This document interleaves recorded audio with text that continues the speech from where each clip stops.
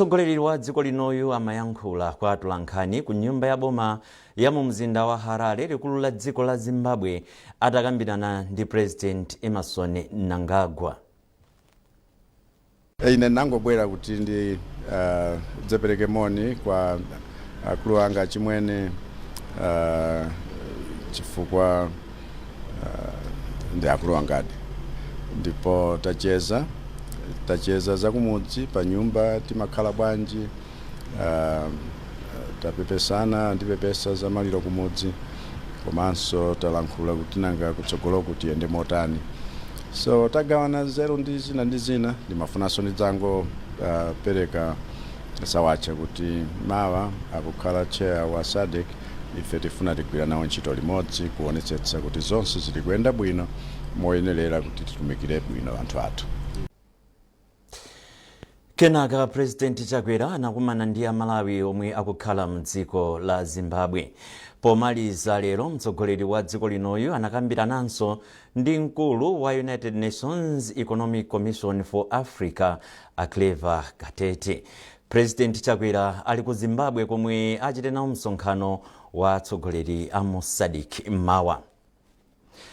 Kazembe wa dziko la India kuno ku Malawi wayamikira ubale omwe ulipo pakati pa dziko lake ndi la Malawi.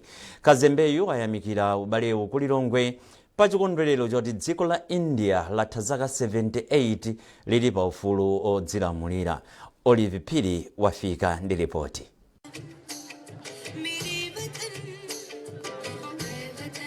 Chikondwerero chakuti dziko la India lakwanitsa zaka 78 lili pa ufulu chinayamba ndi zochitika monga kuvina komanso ena kuyimba.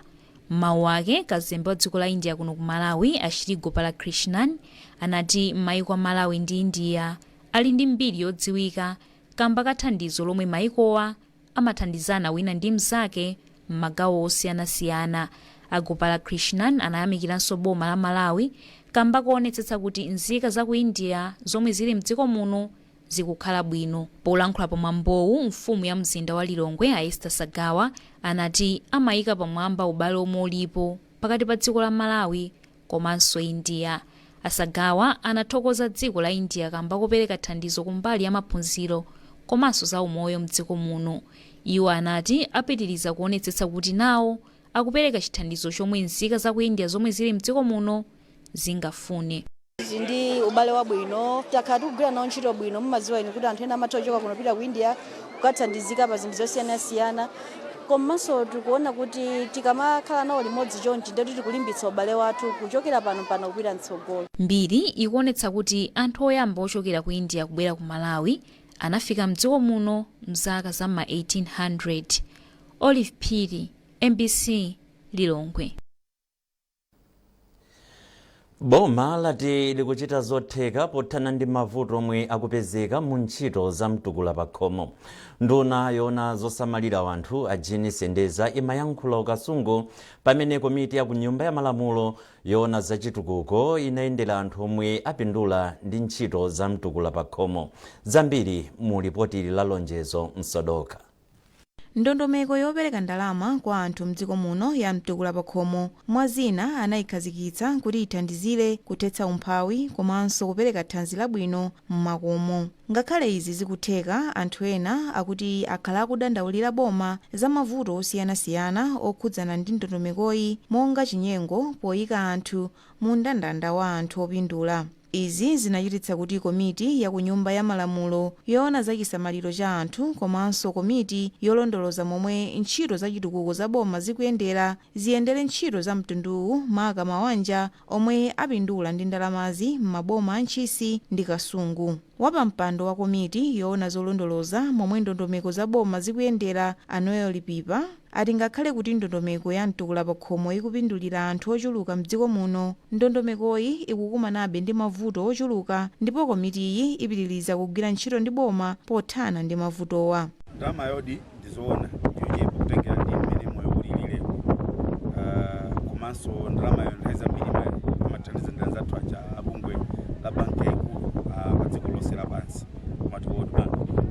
Ndiye zimenezo anduna Jean Sendeza atsimikizira kunena kuti amva ndipo akukambirana ndi angathandize anthu bwanji. Asaveu Kafwafwa yemwe ndi wapampando wa komiti ya ku nyumba ya malamulo yoona za chisamaliro cha anthu ati anthu omwe amapindula ndi ndalama za mtukula pa khomo akuyenera kugwiritsa ntchito ndalamazi mwanzeru kuti azitha kudziyimira paokha ndi kupereka danga kwa anthu enanso kuti apindule nawo. Pali anthu ena ndalama imene kuti imaoneka yochepa yomweyo apindula nayo kwambiri, koma pali anthu ena onena kuti mu zaka 6 zonsezi ndalamazo akapeza kumangomwera mowa ndi kuchitira zina zotero. Anthu amene angakhaitira apatsa zaka zina 6 kutsogoloko sapindula. Ndetu kunena kuti aboma ayang'ana anthu ena amene anasiyidwa awapatse mwayi kuti apangeko benefit apinduleko pa program imene kusiyana ndi amene amangoyiseweretsa ndalamayo. Nduna yoona za chisamaliro cha anthu Ajini Sendeza alangiza oyika anthu mukaundula wa opindula ndi ndalama za mtukula pa khomo kuti aganizire anthu achikulire komanso aulumali akamachita kalembera wa mayinayo. Asendeza adandaula kuti sizoona kuona kuti anthu ochuluka pa banja limodzi loti litha kukwanitsa kupeza zofunikira pa moyo wawo kupindula nawo pomwe mabanja ena ovutikitsitsa sakupatsidwa mwayi. Pamene mayina awaona atuluka asanayambe kupereka china chilichonse, asadayambe kuonetsetsa kuti ziyambike abwereso kumudzi aonetsetse kuti kodi zimene alandira zimene zatuluka kuti olandira mtukula pa khomo ndi awa kodi ndi oyenereradi anthu amenewo.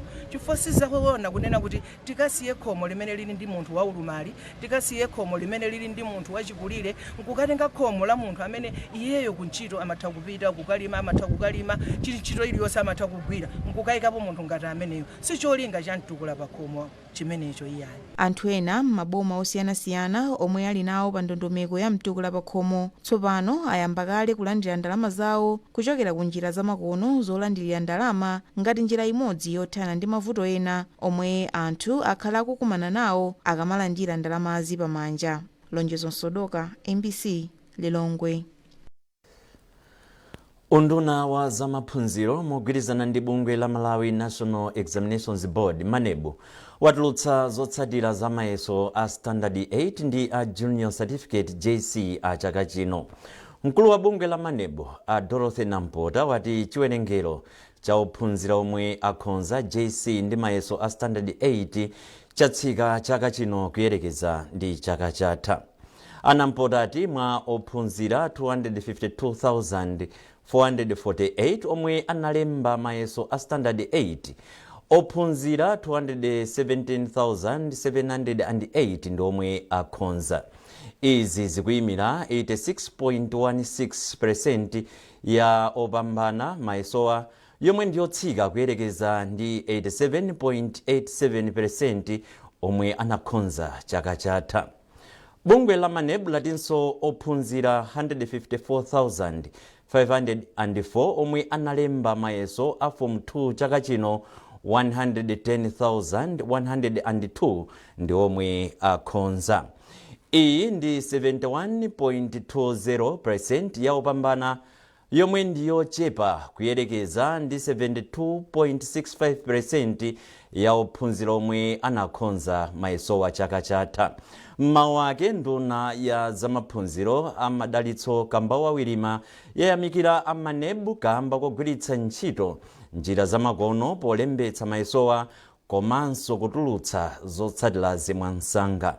Ndunayi alangiza omwe analemba mayeso a Standard 8 kupeza zotsatira za mayesowa ndi komwe awasankhira kudzera pa intaneti. Nkhanizi zikuchokera kuno ku MBC. Madzulo ano muli ndine Kondwani Chinere ndi mzangayo Savita Wirima. Tiyeni tionenso mitu yake. President Lazarus Chakwera wayamikira ubale wabwino omwe ulipo pakati pa dziko lino ndi la Zimbabwe. Zotsatira za mayeso a Standard 8 ndi a JC a chaka chino azitulutsa. Ndipo mu nkhani za masewero, timu ya Ascent Academy yapambana masewero ake oyamba amu mpikisano olimbirana malo mu CAF Champions League wa matimu amu Kosafa.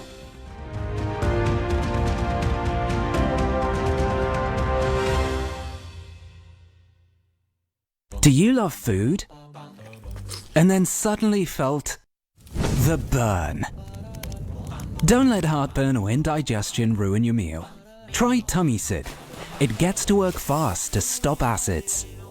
Tummy Sid, fast soothing relief from heartburn.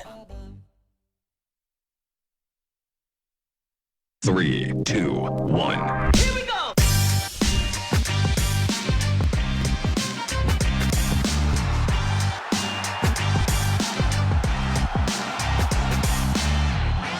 This is Muenya.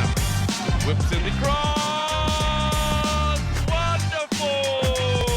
Beautiful! Here Nyamata Bullets. They have a chance here. Nyamata Bullets and This Red Arrows team is full of confidence. No celebration tell is all.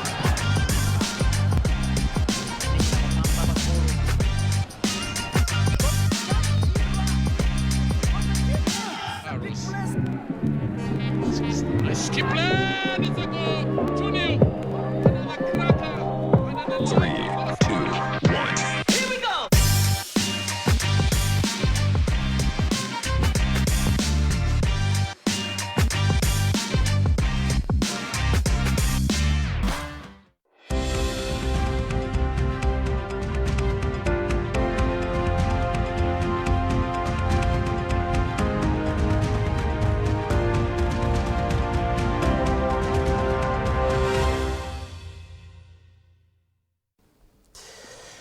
tiyambe gawo la chiwiri la nkhanizi ndi nkhani yomwe kuti chipani cha Malawi Congress MCP chati chimatsatira mfundo za demokrasi mu zochita zake.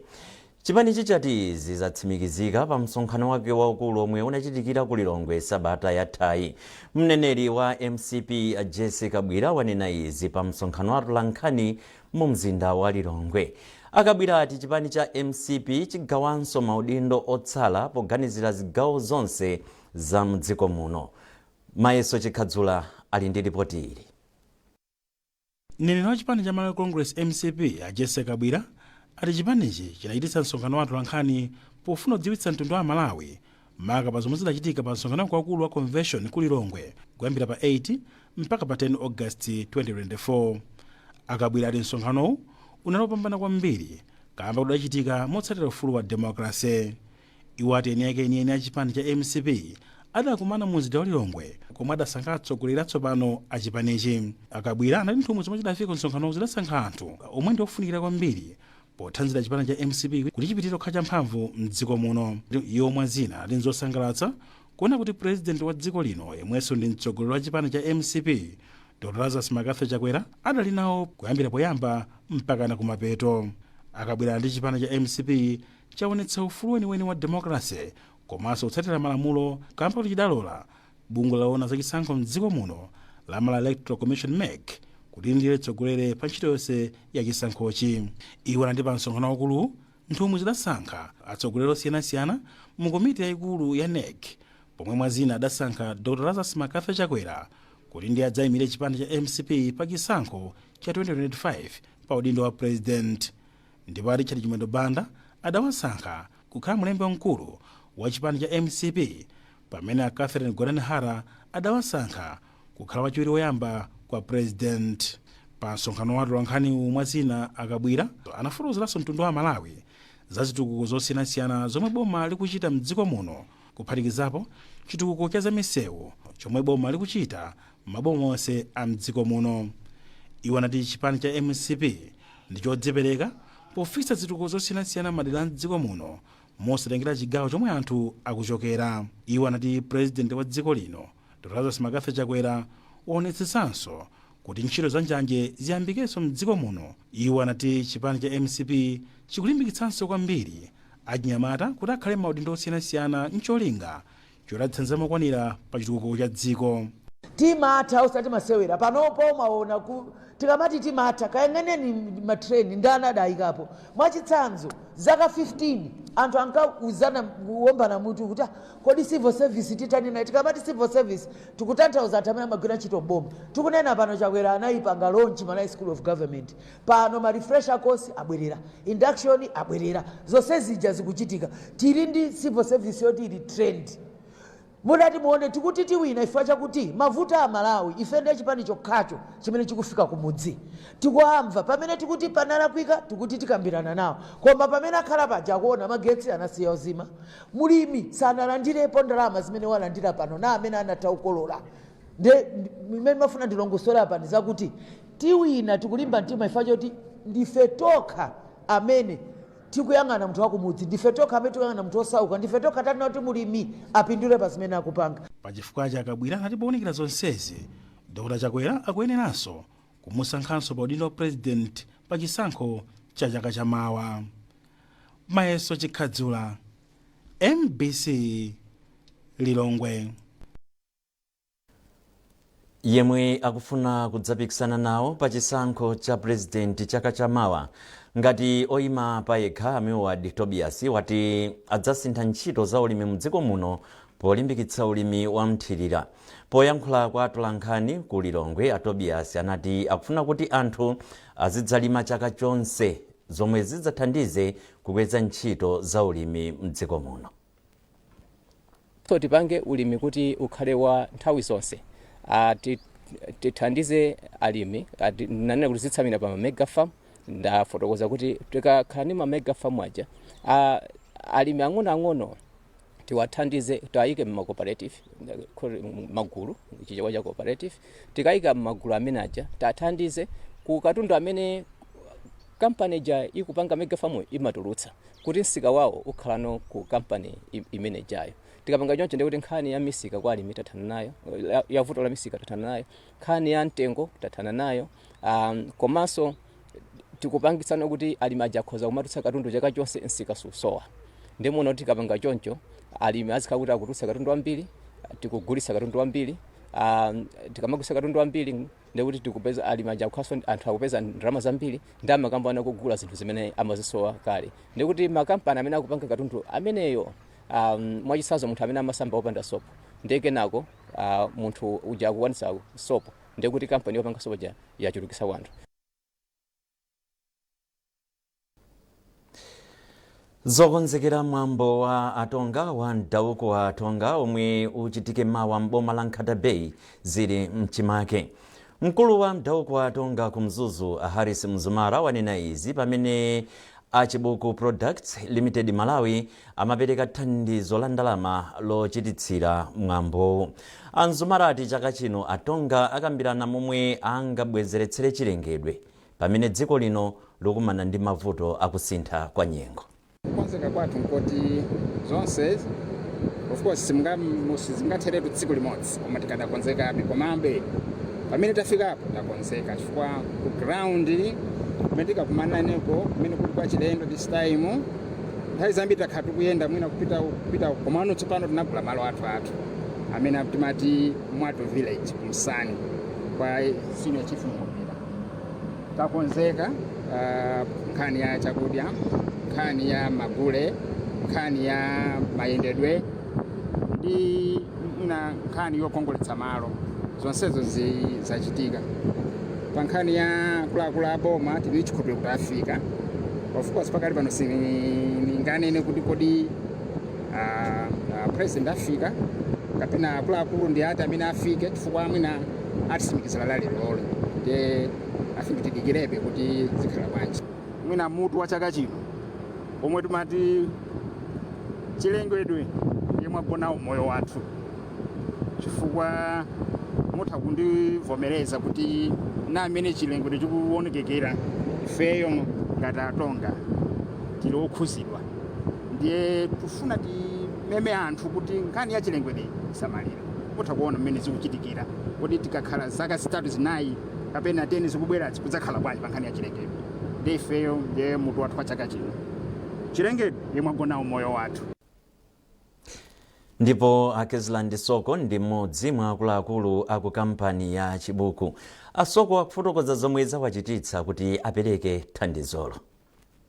Chibuku ngati kampani ili yosangalala kwambiri. I think pogwirizana nawo anzathu achitonga pomakumbukira mwambo wawo akusangalala mwambo wawo mdauko wa atonga.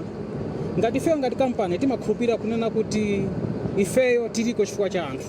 And anthu akakhala kupanga zimenezi mu community tena tikhale nawo kutenga pombali monga ngati kampani chifukwa kampani iliko chifukwa cha anthu komanso anthu akhala kuti panga sapoti atonga tuganza tikakhale nawo pa mwambo umenewu kuyambira mawa tikhale kutumiza traki yathu yogulitsa mowa ku msewu wathu wa Nkhatape ikhale kugulitsa kuti mabala onse akhale ndi chakumwa chokwanira. Ndipo timalize ndi nkhani za masewero. Timu ya Ascent Academy yapambana masewero ake oyamba amumpikisano olimbirana malo mu CAF Champions League wa matimu amu Kosafa. Timu iyi yagonjetsa Young Buffaloes ndi zigoli 2-1. Izi zachititsa timu ya ku Malawi kumatsogola mu gulu B. Mtolankhani wathu wa za masewero Praise Majawa walemba ripoti lomwe wawerenga ndi Norbert Jameson. Faith Chinzimu ndi Alefa Chimbeta anagoletsa zigoli za Ascent mu gawo loyamba, pomwe timu ya Buffaloes yomwe ndi ya ku Eswatini inagoletsa kudzera mwa Tenanile Sandiswa. Buffaloes inamaliza masewerowa ndi osewera ochepa, pamene Simangele Sikonse analandira red card mu mphindi 78 atavulaza katswiri wapakati wa timu ya Ascent Letitia Chinyamula. Masewerowa anaoneredwa ndi anthu ochuluka omwe anasapotera timu ya Ascent. Masewero oyamba pa tsikuli omwenso ndi amugulu B, matimu a Gaborone United ya ku Botswana ndi UD Lichinga yochokera mdziko la Mozambique analepherana posagoletsana chigoli chilichonse. Masewero achiwiri amugulu B a timu ya Ascent aliko la mulungu lino pamene isewere ndi UD Lichinga. Ripoti limenelo lomwe walemba Praise Majawa tamaliza nalo nkhani zathu madzulo ano, koma tisanasiyane bwanji tionenso mitu ya nkhanizi. President Lazarus Chakwera wayamikira ubale wabwino omwe ulipo pakati pa dziko lino ndi la Zimbabwe. Zotsatira za mayeso a Standard 8 ndi a JC a chaka chino azitulutsa. Ndipo mu nkhani za masewero, timu ya Ascent Academy yapambana masewero ake oyamba amumpikisano olimbirana malo mu CAF Champions League wa matimu amu Kosafa.